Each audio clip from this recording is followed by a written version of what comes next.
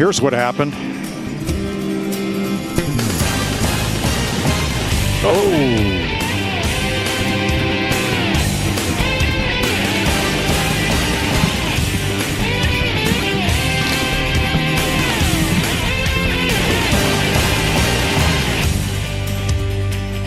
The EchoPark Automotive Grand Prix at Circuit of the Americas delivered high-octane drama when Denny Hamlin collided with Austin Dillon in the closing laps. The incident ignited a firestorm of controversy, accusations, and intense responses from drivers and fans alike. With just 5 laps remaining in the COTA road course event, Denny Hamlin and Austin Dillon were battling for 20th position. What happened next completely altered the race outcome and potentially cost Kyle Busch his chance to end a 59-race winless streak. During lap 78, Hamlin's number 11 Toyota unexpectedly locked up while approaching Dillon's number 3 car. Television footage captured a plume of dust trailing behind Hamlin's vehicle moments before impact. The collision sent Dillon skidding helplessly into the gravel trap at turn 6A, bringing out an immediate caution flag. The timing couldn't have been worse for Kyle Busch, who had been leading comfortably. The caution bunched up the field and gave Christopher Bell, Hamlin's Joe Gibbs racing teammate, the opportunity to pit for fresher tires. When racing resumed, Bell used his tire advantage to overtake Busch with 5 laps remaining. Bell captured the win while Busch, who had led for a race-high 43 laps, had to settle for 5th place, extending his winless drought to 60 races. Social media exploded with accusations immediately after the incident. Many NASCAR fans alleged Hamlin had deliberately caused the wreck to benefit Bell, his teammate. Others suggested Hamlin might have been settling a personal score with Dillon from a previous altercation at Richmond last year, where Dillon had pushed Hamlin into the wall during a playoff elimination race. The conspiracy theories gained traction because of the race dynamics. Hamlin's JGR teammate Bell directly benefited from the caution, while both RCR drivers, Busch and Dillon, saw their races compromised. The timing and circumstances looked suspicious to many observers. But was there validity to these accusations? Hamlin wasted no time addressing them. On his Actions Detrimental podcast, Hamlin came out swinging against conspiracy theorists with a surprising admission about teammate rivalries. Hamlin said, "Let me just educate folks, the conspiracy theorists, okay? I am a competitive person, as you may know. There is nobody that I hate seeing win more than my teammate, because I know they're driving the same thing that I'm driving." They weren't. They had 4 fenders on it, and you didn't. I know what every driver. Oh, I'm so happy for my teammate winning. I mean, I love Christopher. He's a great dude, but I don't want him to beat me. This candid confession directly contradicted accusations that he had intentionally helped Bell win. Hamlin further explained, that's not good. That's not a good look for me. So you always measure yourself off your teammates.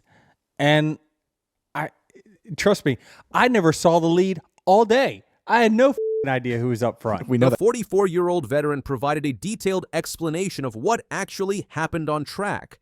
Hamlin explained, "As soon as I went left to pass him, I wasn't offline or anything, but I could see the track had all over it. And you can't see that until you pull out of line. I'm up his ass, and we're going through the S's, and I'm like, okay, I'm just going to go left here and get on the inside. As soon as I went left, I hear, hitting the fenders, and it was as soon as I touched the brake, over. It spun out. Right. In perhaps the most surprising development, Hamlin disclosed that he had reached out privately to Dillon after the race to apologize. I texted Austin and said, listen, man, I'm apologize. I ran through.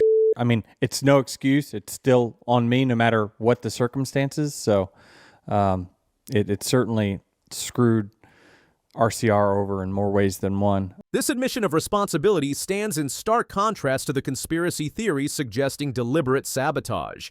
Hamlin acknowledged the significant impact his mistake had on Richard Childress Racing's day, affecting both Dillon and Busch.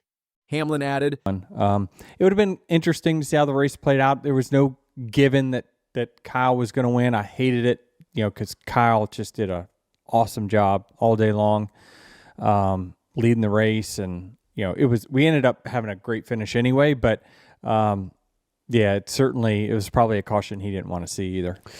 Austin Dillon made no attempt to hide his frustration following the incident. His anger was visible during post-race interviews and extended to social media, where he publicly corrected NASCAR's official account. When NASCAR posted about the incident with the caption, "The numbers 3 and 11 make contact and the yellow flag flies," Dillon responded sharply. "Correction, the number 11 made contact with the number 3. This pointed correction emphasized Dillon's view that he was the victim, not an equal participant in a racing incident. The Richard Childress racing driver finished a disappointing 35th after the collision, far from where he had hoped to place. The incident created a new potential rivalry between Hamlin and Dillon, adding to the existing tensions in NASCAR's competitive environment. The incident with Dillon wasn't Hamlin's only challenge at Circuit of the Americas. The Joe Gibbs racing veteran has historically struggled at the road course, finishing 14th or worse in all 5 of his starts there. Despite qualifying 11th for the race, Hamlin finished a dismal 21st after the incident with Dillon. His performance prompted comments from team owner Joe Gibbs, who suggested race results are a 50-50 split between driver performance and race incidents. On his podcast, Hamlin acknowledged his road course limitations with surprising frankness. Hamlin said, "I qualified well. I mean, come on, give me a little credit here." I got the toe knocked out, the fender knocked off in the first corner. He continued with candid self-criticism.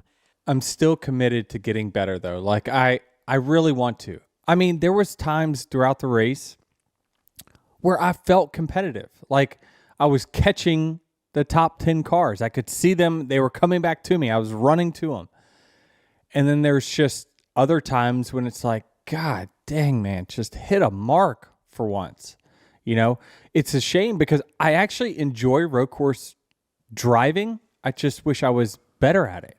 This honest assessment reveals Hamlin's awareness of his weaknesses, even as he continues his 20th full-time season with Joe Gibbs Racing. Despite 54 Cup Series victories, he still chases his first championship and works to improve areas like road course racing. Beyond the controversy with Dillon, Hamlin's Actions Detrimental podcast from the same week revealed different facets of his personality as he praised 2 other drivers. When discussing 18-year-old Connor Zilisch, who made his Cup Series debut at COTA but crashed out after colliding with teammate Daniel Suarez, Hamlin was remarkably complimentary. Hamlin said, "For an 18-year-old, I mean, he is so far further advanced as a motorsports driver than I was when I was 18. I mean, it's not even remotely close. I mean, I think I was probably running 3rd or 4th in 4-cylinder mini stocks at that age." Similarly, Hamlin praised Chase Elliott's measured response after an early race incident with Ross Chastain.